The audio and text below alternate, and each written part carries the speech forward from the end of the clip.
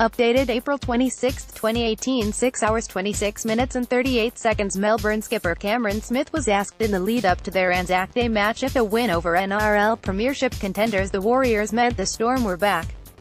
His team emphatically answered that question on Wednesday night, blasting the Warriors off the park in a 50-10 victory, delivering a statement that they wouldn't be handing over their title without a fight.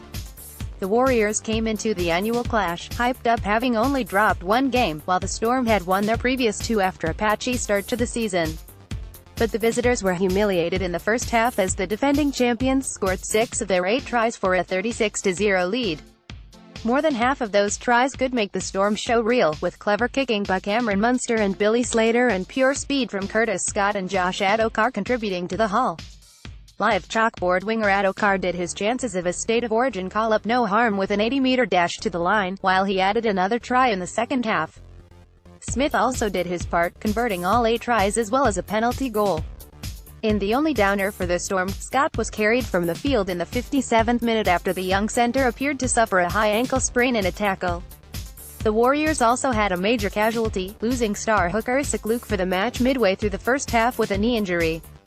Live stats: Storm halfback Riley Jacks scored in the 3rd minute after Slater and winger young Tona Maipia put through back-to-back pinpoint kicks. It took only 10 minutes for the floodgates to open. Melbourne scored 3 tries within 6 minutes to stun the Warriors, with back rower Ryan Hoffman, prop Christian Welch and Slater all crossing to put the game out of their rivals' reach. To the Warriors' credit, they held their heads up and were first on the scoreboard in the second half, when they sent the ball wide to a diving David Fusachua. The Warriors continued to threaten, but the Storm's defense was almost as good as their attack, continually repelling their opponents and forcing them into errors.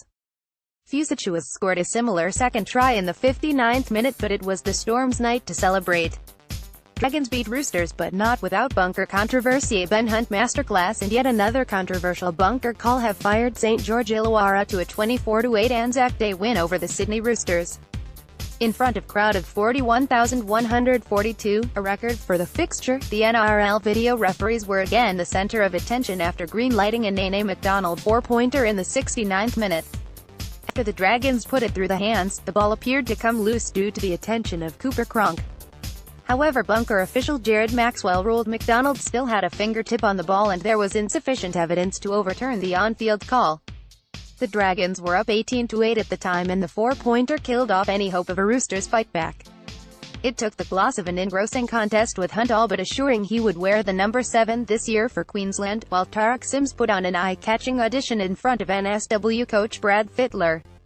On several occasions, the Dragons' back rower lined up Cronk and leveled him in what appeared a deliberate ploy to put the number 7 off his game.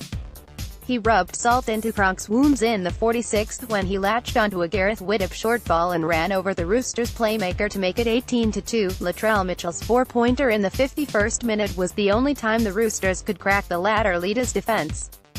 The Dragons took a 12-2 advantage into the break after Hunt bookended the first half with 2 pieces of brilliance. After running it on the last play of the first set of the game, he cut the Roosters open and Widdop kicked for a flying McDonald.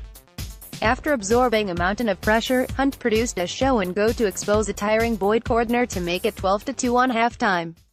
At one point during the first half, the Roosters had 6 sets on the Dragons' line but couldn't crack them open and had to settle for a penalty goal. The loss will only fuel questions about the Roosters' attack, with Cronk and James Tedesco failing to fire. AAP topics: NRL, Rugby League, Sport, Australia. First posted April 25, 2018, 15 hours 53 minutes and 49 seconds.